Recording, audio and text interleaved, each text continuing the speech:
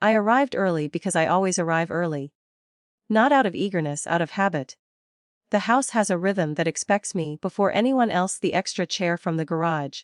The folding table angled just right, the pie warm but not too much. My mother kissed my cheek and handed me an apron without asking. I tied it on. We didn't discuss it. We never do. By the time everyone else showed up, the kitchen already looked used. My brother brought wine. His son brought an appetite and a voice that filled rooms like it had learned it could. We sat, plates were passed. Conversation rolled on the safe rails of weather and work and football. Halfway through the meal, my nephew slid his plate across the table until it bumped my wrist. He didn't look at me when he spoke. "Since you're basically the servant, clean this up." The word landed softly, like it had been practiced in other rooms. My mother laughed. Not a big laugh, just enough to keep things moving. Someone said, "Has kidding." No one corrected him. I smiled. It was reflex, not agreement. A small, careful smile that says it's fine without using words. I picked up the plate. The room exhaled, relieved. Order restored. Inside, something shifted, not dramatically, not even angrily. It felt like a door closing somewhere I hadn't realized was open. Dinner continued. I refilled. I listened. I watched my nephew lean back in his chair, full and confident, already scrolling on his phone. I remembered other holidays. The time he'd borrowed money. For a month. The time I'd co-signed because his credit was temporarily messy. The way those temporary things had a way of staying. After dessert, I hugged my mother. She thanked me for helping. My brother said we should do this more often. My nephew nodded without looking up. At home that night, the house was quiet in the clean way it gets after guests leave. I made tea and opened my laptop. I didn't rush. I didn't replay the moment at the table. I pulled up the documents instead. The ones my brother had asked me to help with 2 years earlier. When his son's finances were spiraling and someone responsible needed to be listed. A limited authorization.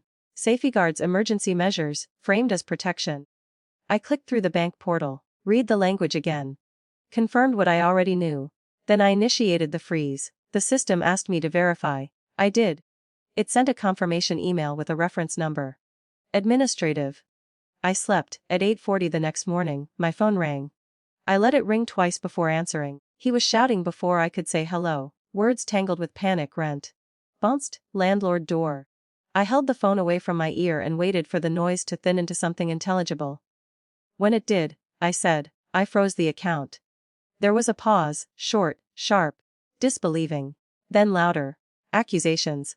Threats. A list of reasons I was wrong that arrived faster than he could organize them. I didn't interrupt. He demanded I fix it. He said I was ruining his life. He said I had no right. I do.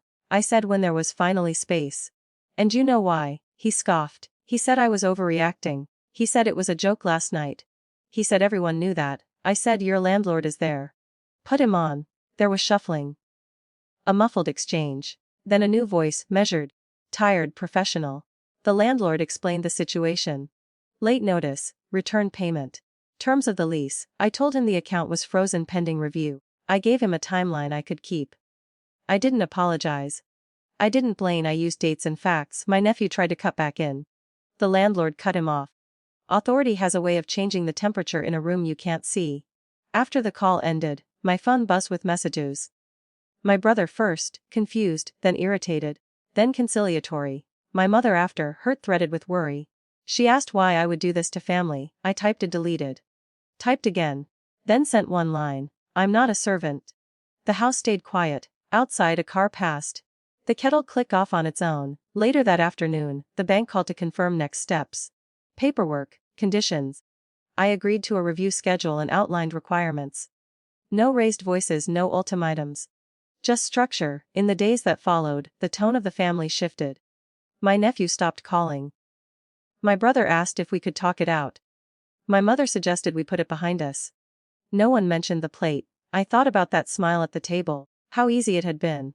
How costly. Thanksgiving came and went. Winter settled in. The account stayed frozen until the conditions were met. Some were, some weren't. The freeze lifted partially, then not fully. The landlord got paid. Boundaries acquired paperwork. I didn't feel triumphant. I felt steadier. There's a difference between revenge and consequence, but it's narrow enough to make people uncomfortable. Including me. we still gather, sometimes. I arrive on time now. Not early, I sit down when everyone else does. If a plate slides my way, I slide it back, no one laughs anymore.